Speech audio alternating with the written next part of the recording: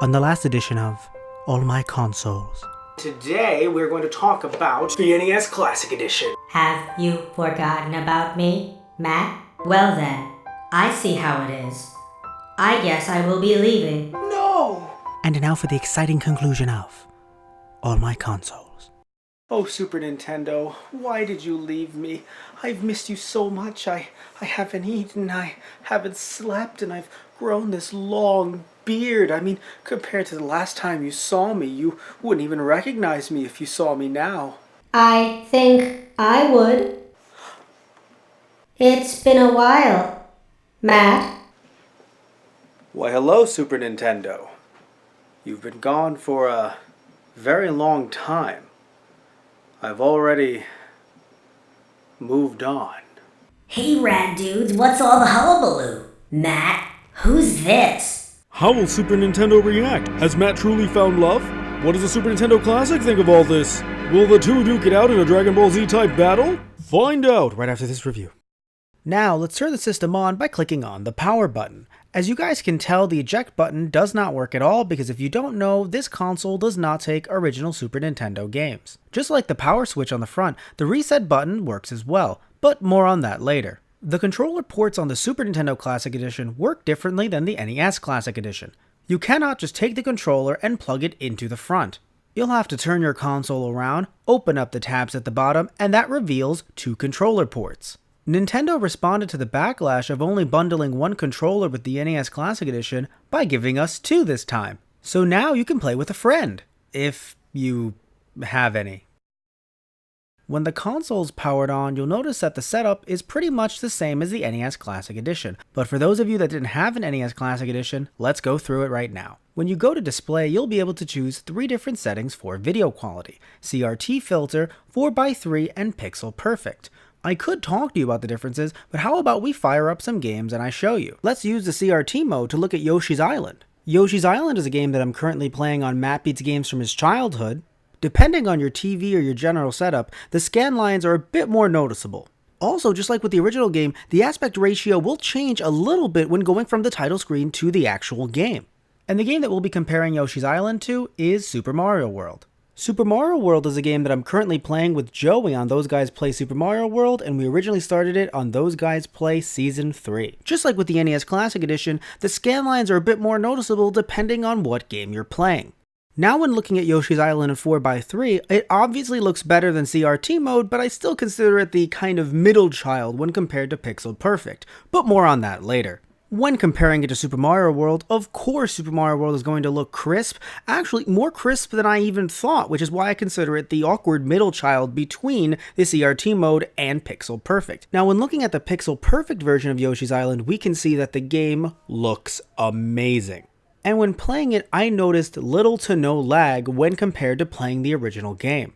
The same goes for Super Mario World. This game looks beautiful. Now here's where things differ from the NES Classic Edition. Here, the Super Nintendo Classic Edition has different frames that change up the borders around your game while playing it. Let's go through some of them right now. All of these frames will be used with the Pixel Perfect mode.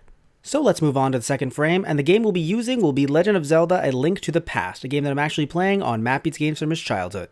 The strangest thing about this frame is, depending on your television setup, you might not even notice that these borders exist. This is not true of any of the other frames that I've seen thus far, but this one in particular, for some odd reason, did not show up on my setup. It is clearly showing up during capture, but I could barely see it, if at all, on the television that I was using. Now when we move on to the third frame, we can see things get pretty darn psychedelic. I would argue this would be a great frame to use when playing F-Zero. The thing that I love about this frame in particular, while all the different frames change as you play through the game itself, this one changes in very interesting and unique ways, and they're kind of subtle until all of a sudden the color is completely different than the one it was a minute prior.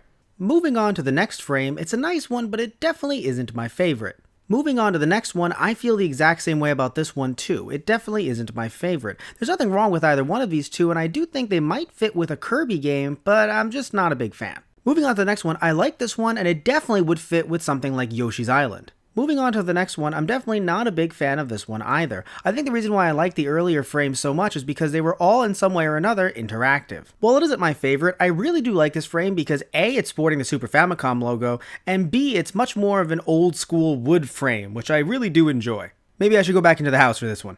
This next frame is definitely one of the cooler ones. It actually is not my favorite, but man is it in second place because it looks beautiful. I don't even know if I'd pick one game to use for this one. I think I just want to play it on every single one. This one is definitely one of the more weirder ones. I imagine Nintendo wanted to go with more of a retro feel, but I would argue just maybe kind of surround the frame with a CRT television. Here's a frame for some of you thespians out there. I personally think that while it's a good frame, it's a frame that would probably be best for something like Super Mario Bros. But while there are Super Mario World and Super Mario World 2 Yoshi's Island on this system, I feel as if this would fit more with something like Super Mario Bros. 3. And moving on to the last frame, which is my favorite, the City Life.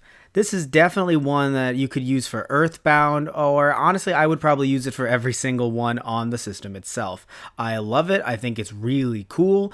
And now you can see Link sadly succumbing to the horrors of the city life. The options section is just like the NES Classic Edition, so there's nothing really new there.